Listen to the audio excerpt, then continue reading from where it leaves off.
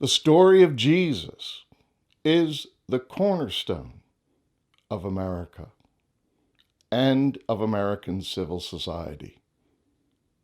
How can I say such a thing? I just said it.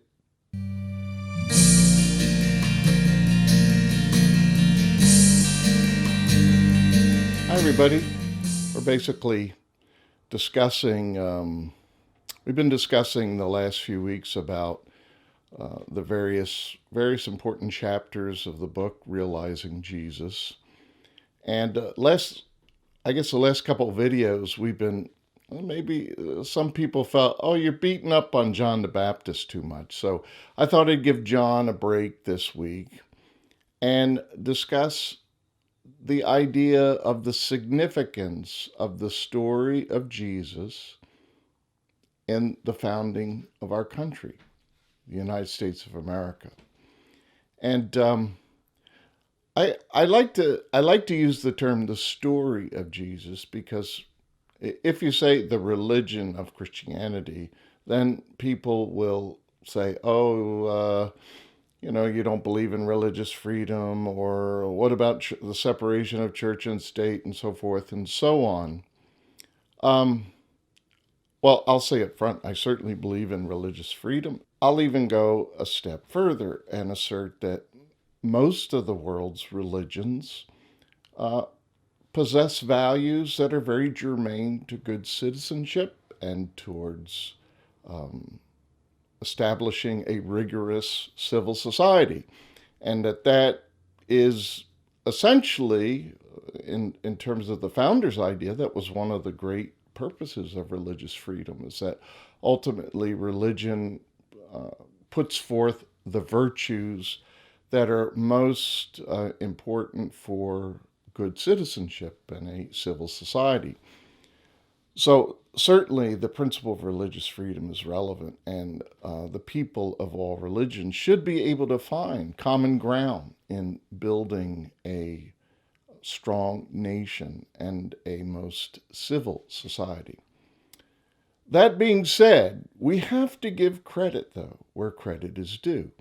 And it would be sad if we just begin to see all religions as basically the same, because there are significant differences. And certainly the story of Jesus puts forth very exceptional values. Now, you've probably heard the term American Exceptionalism. And sometimes that's misunderstood to mean, oh, you think you're better than everybody.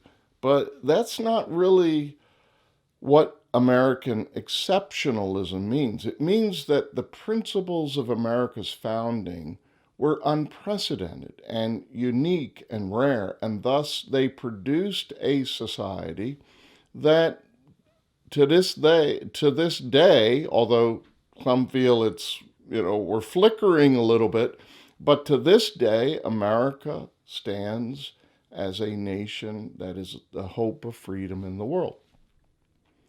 So, what is though the essence of the exceptionalism of America? And ultimately, it's in the exceptionalism of the story of Jesus. And I don't even say the religion of Christianity, but in the story of Jesus.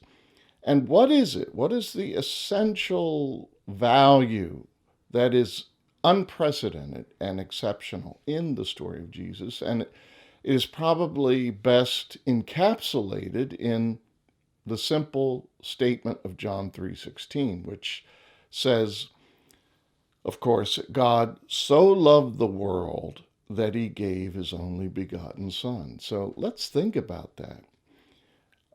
Because this is truly unprecedented. That let's think of God as an absolute ruler. He has all the power of the universe.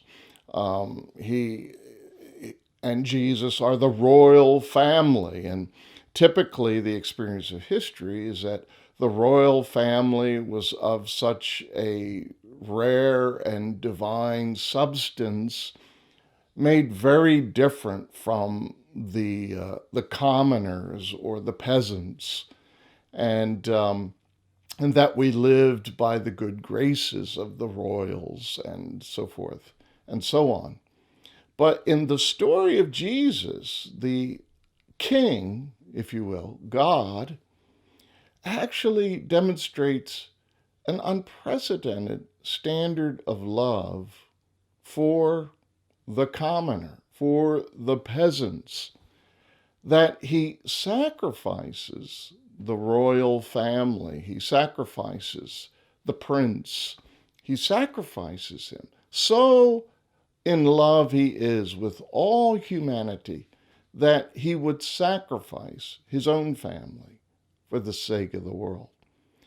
Now, that's a pretty astounding statement. You know, I often say, even if the story of Jesus was just a myth and not an actual history, even if it was just a myth, the power of that myth would still ultimately, out of that story, values would emerge that would ultimately lead to a much more civil society.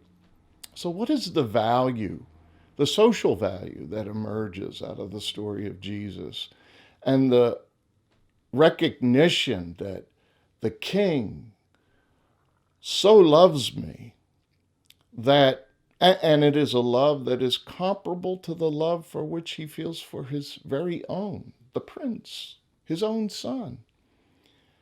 Well, that's an amazing realization, but it also has a social implication. And that social implication is, hey, wait a minute.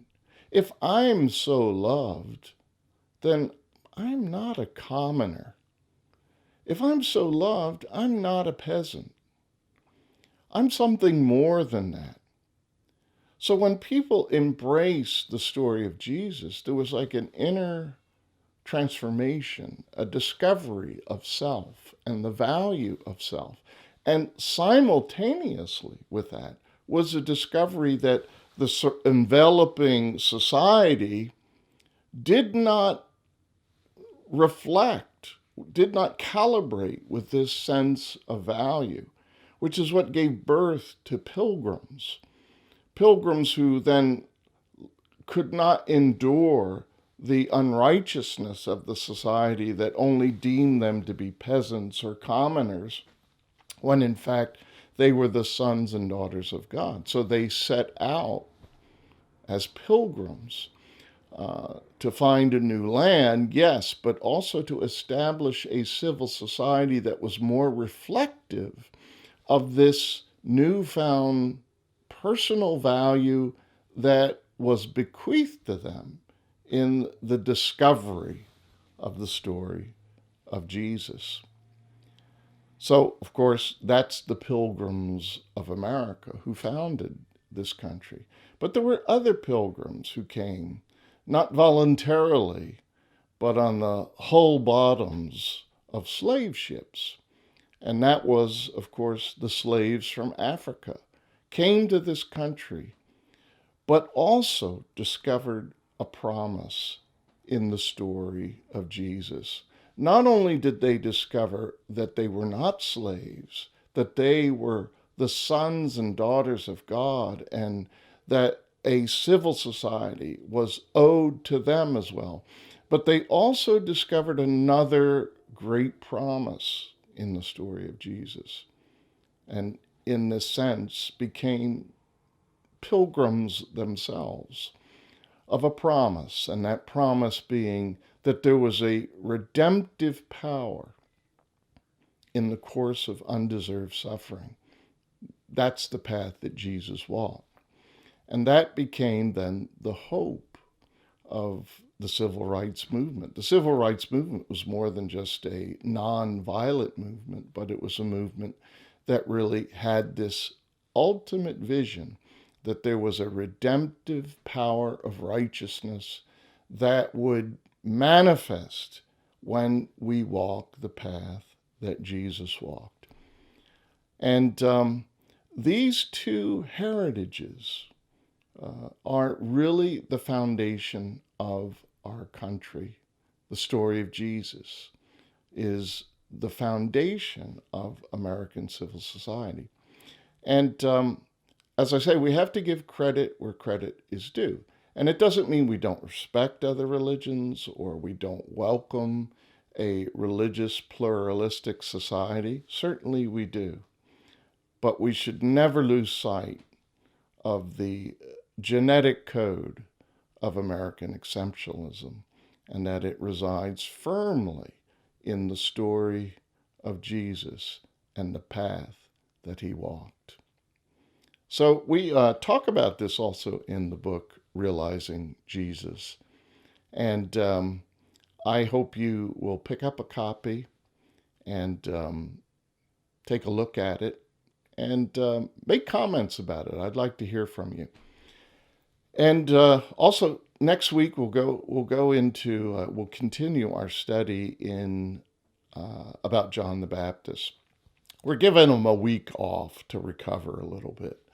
So we'll take up that subject next week. Thank you for watching. You have a good day and a great week.